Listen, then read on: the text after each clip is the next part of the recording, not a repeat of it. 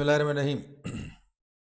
बिस्मिल्लाहिर्रहमानिर्रहीम सल्लल्लाहु अलैहि वसल्लम। डियर लिसनर्स एंड स्टूडेंट्स, आज हमारा एंटरप्रेन्योरशिप का लेक्चर नंबर 59 है। इसमें अशिया की लागत यानी कॉस्ट ऑफ प्रोडक्ट्स के बारे में हम डिस्कस करेंगे।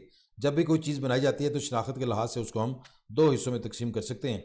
एक है डायरेक्ट कॉस्ट और एक है इनडायरेक्ट कॉस्ट, बिला वास्ता लागत और बिल वास्ता लागत, और उसके बाद फिर फिक्स कॉस्ट है और वेरिएबल कॉस्ट है।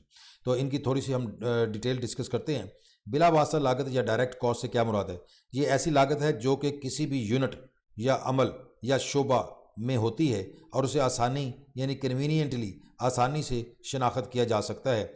मसलन खाम माल की लागत और मशीन ऑपरेटर की लागत। मज़ीद ये कि किसी भी मशीन में इस्तेमाल होने वाला स्टील भी इसकी आम मिसाल है जिसको हम आसानी से आइडेंटिफाई कर सकते हैं।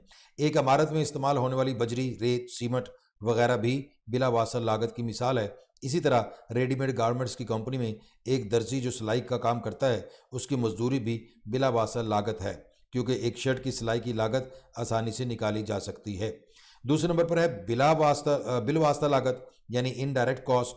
ये आम लागत है और बहुत से यूनिट्स या प्रोसेसेस या डिपार्टमेंट्स के फ़ायदे के लिए इस्तेमाल होती है।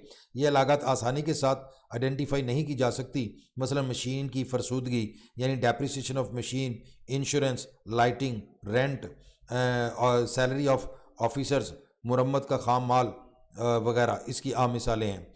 मज़ीद ये कि एक शर्ट की सिलाई में इस्तेमाल होने वाली डेप्रिसिएशन को मालूम नहीं किया जा सकता, इसलिए हम इसे डेप्रिसिएशन क्योंकि इस्तेमाल नहीं किया जा सकता, जो आम तौर पर हम इस्तेमाल करते हैं इसमें प्रोडक्ट्स में, जो एक शर्ट में हम ये तो नहीं मालूम कर सकते, एक शर्ट में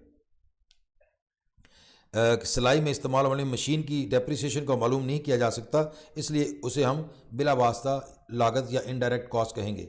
तीसरे नंबर पर हमारे पास है मुस्तकिल लागत या और मुतगय्यर लागत, फिक्स्ड एंड वेरिएबल कॉस्ट। लागत का ताल्लुक पैदावार की सतह, लेवल ऑफ प्रोडक्शन के कम या ज़्यादा होने के साथ भी है। बाज़ लागत पैदावार की सतह के साथ तब्दील होती हैं जबकि बाज़ लागत पैदावार की सतह के साथ तब्दील नहीं होती। इस तरह की लागत को हम मुस्तकिल और मुतगय्यर लागत, फिक्स्ड एंड वेरिएबल में तकसीम कर सकते हैं।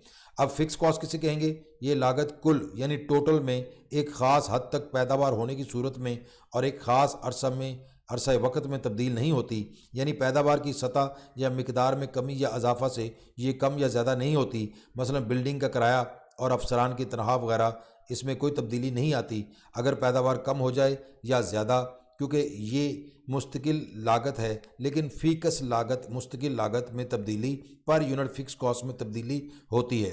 फ़ी यूनिट मुस्तकिल लागत यानी फ़िक्स कॉस्ट कम हो जाती है जब प्रोडक्शन लेवल इजाफा होता है, और फ़ी यूनिट मुस्तकिल लागत ज़्यादा हो जाती है जब पैदावार की मिकदार कम होती है।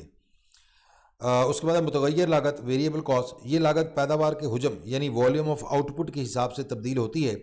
दूसरे अल्फाज में, जब पैदावार का हुजम बढ़ता है तो ये टोटल में बढ़ जाती है, और अगर पैदावार का हुजम कम होता है तो ये कुल यानी टोटल में कम हो जाती है। लेकिन मुतगय्यर लागत फ़ी यूनिट तब्दील नहीं होती। मसलन डायरेक्ट मटीरियल की लागत डायरेक्ट मटीरियल कॉस्ट होगी और डायरेक्ट वेजेस होगी, सेल्समैन का कमीशन हो गया, छोटे और औजारों की लागत यानी स्मॉल टूल कॉस्ट वगैरह इसमें शामिल है।